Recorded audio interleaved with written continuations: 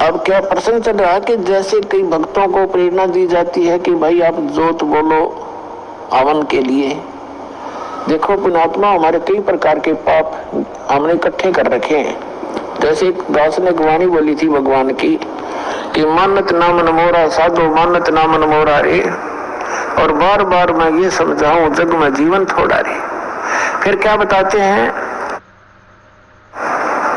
कि शरण पड़े को गुरु संभाले जान का बालक बोरा रे, और कह कबीर तुम चरण चित रखो जो सुई में डोरा रे। जैसे कोई बालक छोटा सा होता है, 5-4 महीने का, 7-8 महीने का, 9 महीने का बच्चा, वो पालने में सुला रखा होता, माता काम लग जाती है अपने घर के काम में। थोड़ी सी देर में वो रोने लगता है तो देख उसको पता लग जाता है माता को, या तो ये भूखा हो गया या इसने टट्टी पेशाब कर लिया। तो जाकर देखती है तो टट्टी पेशाब करके और सारे कपड़ों को भी खराब कर रखे, अपने पैर पूर भी खराब कर रखे, हाथ उठ भी लगा रखा है, टट्टी लगी उसके हाथों के। तो उस माता को वो बच्चा बुरा नहीं लगता, वो उसको उठाती है और नवाती है, खूब साफ करती है, उसके कपड़े धोती है, नए कपड़े पहनाती है, फिर लाड करती है, सीने से लगाती है। उसको मालूम है कि बालक है, इसको पता नहीं, इस अनजान है ये ऐसे सारा जो ना टट्टी में सना पड़ा है, तो उसको बुरा नहीं लगता। माता को पता है, सब पता नहीं।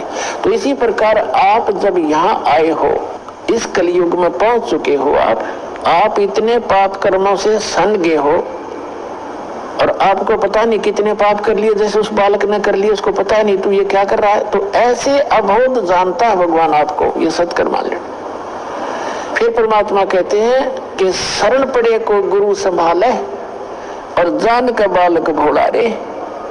और आपका क्या फर्ज बताया परमात्मा ने, आपका क्या कर्तव्य बताया है कि कहे कबीर तुम चरण चित राखो जो सुई में डोरा रे।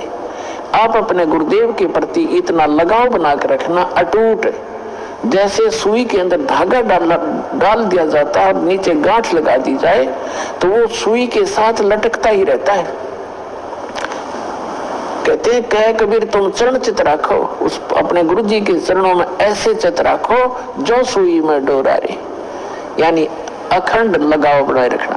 तो आप जी के जो पापों को ऐसे धोएगा गुरु जी इस सत्संग रूपी जल से, और फिर आपको भक्ति से चार्ज करेगा, दूध पिलाएगा। अपना आत्मा आपको कंपल्सरी कर रखा है कि 4 महीने के अंदर आपने आना ही पड़ेगा जो भारतवर्ष में रह रहा है। किस लिए कहा गया है? ये बच्चे हैं, आप अपने बच्चों को एक रोजी रोटी के लिए पढ़ाते हो कि मेरा बेटा या बेटी पढ़ के कोई शिक्षा ग्रहण करके ये कोई उच्च पोस्ट प्राप्त कर ले या अपना धंधा ठीक कर लेगा। उसको 16 वर्ष का समय, 15 वर्ष, 20-20 वर्ष का समय दे देते हो, बेटा और ट्रेनिंग कर ले, फलाना कर ले, बढ़िया रोजगार हो जाएगा। और आत्म कल्याण के लिए आपके पास क्या 365 में तो 30 दिन भी नहीं मिलते, तो फिर कैसी भक्ति करोगे? किस तुम फिर ड्रामा, फिर तो ड्रामेबाजी है।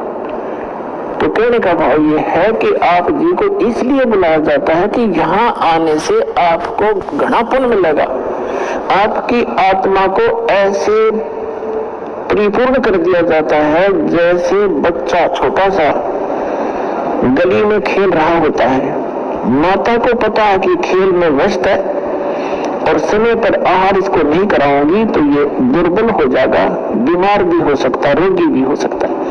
वो खेल रहा होता है अपने बच्चों में, भाई बहनों में बाहर, और व्यस्त होता है, माता उसको उठा के लाती है कि चल दूध पी ले, और रोता भी है, वो घसीट कर लाती है कि ना चलना पड़ेगा चल, उसको दूध पिला देती है, फिर छोड़ देती है। वो तो दूध पीता पीता भी मैं समझा छोड़ दे, माँ भाग लो। माँ को पता है कि इसमें मैंने पहिया दूध डाल दिया, ये पीता खेल ले, शाम में फिर डाल दूंगी। तो पुण्यात्मा ये दास चाहता है कि आपको यहाँ दूध के गिलास पिला दूं और फिर तुम खेल आइए संसार में और फिर आ जाना।